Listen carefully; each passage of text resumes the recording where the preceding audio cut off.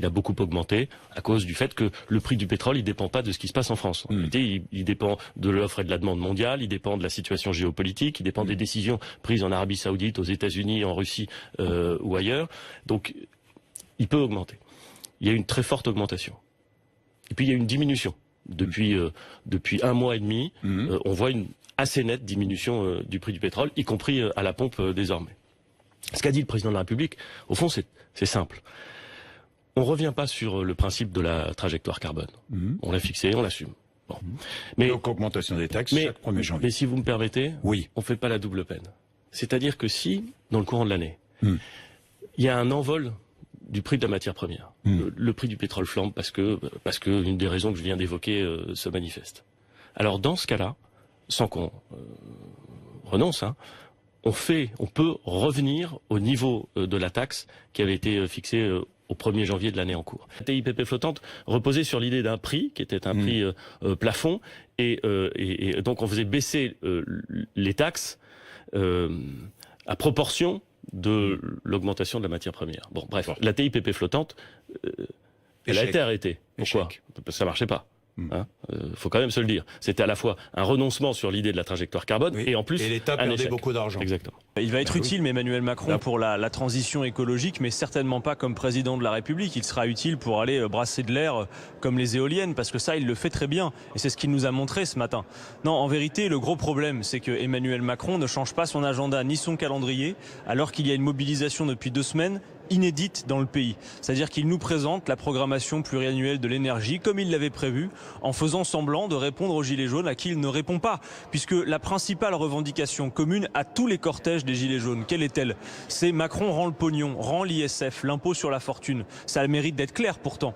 Et puisque nous sommes en pleine séquence budgétaire ici à l'Assemblée, Emmanuel Macron aurait dû commencer, s'il ambitionnait de répondre aux Gilets jaunes, par dire « Nous allons rétablir l'impôt sur la fortune car c'est un cadeau qui n'a aucune utilité pour l'État, et à côté, nous allons suspendre cette hausse sur les carburants. Ensuite, eh bien, il y a une série de mesures que nous pourrions prendre dans le contexte d'une discussion budgétaire si Emmanuel Macron ambitionne véritablement de faire une écologie populaire, comme il l'a dit, reprenant une phrase du discours de Jean-Luc Mélenchon il y a quelques jours de cela. Il pourrait, par exemple, dire oui, j'entends la colère et j'entends ce qui est dit, et donc nous allons faire en sorte de mettre fin aux différentes niches fiscales écologiques qui continuent d'exister, qui font qu'il y a un 2 poids 2 mesures entre d'une part la hausse des taxes sur le carburant et d'autre part la poursuite de niches fiscales sur le kérosène, sur les voyages en croisière, etc. Il pourrait aussi dire j'entends le 2 poids 2 mesures fiscales et le ras-le-bol en matière d'injustice fiscale, et donc nous allons faire plus de tranches d'impôts pour lisser l'effort, tant et si bien que ce ne sont pas les classes moyennes qui vont porter sur leur dos tout l'effort comme c'est aujourd'hui le cas. Il pourrait renationaliser les autoroutes, il pourrait dire l'argent du crédit impôt compétitivité emploi qui coûte très cher pour créer très peu d'emplois, on pourrait l'allouer véritablement à la transition écologique. Voilà des propositions qui nous semblent cohérentes, à la fois adaptées à la colère des Gilets jaunes qui est la colère des Français, puisqu'ils sont largement soutenus les Gilets jaunes par près de 70% des Français, et en même temps pour aller vraiment vers une ambition écologique. Les deux sont intimement liés. Il ne peut pas avoir d'écologie digne de ce nom sans une écologie populaire, j'allais dire. C'est-à-dire il faut véritablement lier l'ambition sociale et l'ambition environnementale. Emmanuel Macron a tort de dissocier les deux. On n'a pas affaire à malgré ce qu'on veut faire croire, à des homophobes, des alcooliques, parce que j'ai entendu ça, des homophobes, des alcooliques, des méchants, des casseurs. On a juste affaire à des gens désespérés. Juste ça. Et qui veulent qu'on arrête de remarcher sur la tête, qu'on les prenne pour des paillassons. C'est tout, c'est aussi bête que ça. Là, j'écoutais les mots que le président a employés. C'est de la belle rhétorique. Mais franchement, le mec qui est devant, il dit « Qu'est-ce que ça change à mon plein? Qu'est-ce que ça change à ma fait de moi ?» C'est la seule chose qui lui reste dans la tête. Pour revenir à ce que vous disiez avant l'émission, là, j'écoutais un peu dans les coulisses. Qui c'est qui disait qu'il était contre l'ISF? Je sais plus, quelqu'un qui disait qu'il était... C'est le communisme. Moi, l'ISF, je suis pour... Non, quelqu'un qui a dit que l'ISF, ça sert... moi, je trouve que l'ISF... Moi, j'ai payé l'ISF. Oui. Et franchement, je trouvais que c'était normal. Oui, mais franchement, je trouverais normal. Quand on a la chance d'être arrivé à quelque chose, j'ai jamais rien volé à personne, jamais planqué mon argent étranger, mais j'estimais normal que de cet impôt, moi je l'estime normal. Et je préfère qu'on me rétablisse l'ISF, quitte à ce que ça me coûte cher, et qu'on baisse les taxes. Effectivement, de ce côté-là, je suis désolé, mais j'estime que ça...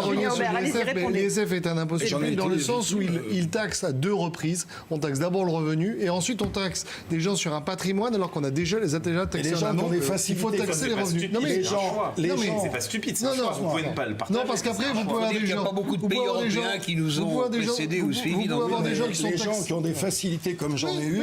Je te jure que si tu es un peu altruiste, tu calcules pas ce qu'on prend.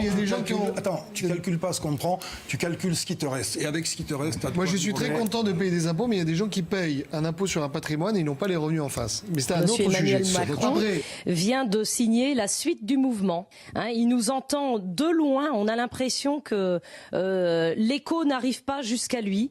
Mais le résultat, c'est que le mouvement va se durcir. C'est obligatoire. Ça ne pouvait pas être autrement. Il nous a fait un discours d'économiste. Donc parler comme ça, encore une fois, c'est quoi? C'est prendre le peuple pour des imbéciles. Nous, tout ce qu'on a retenu, c'est le mot de fin.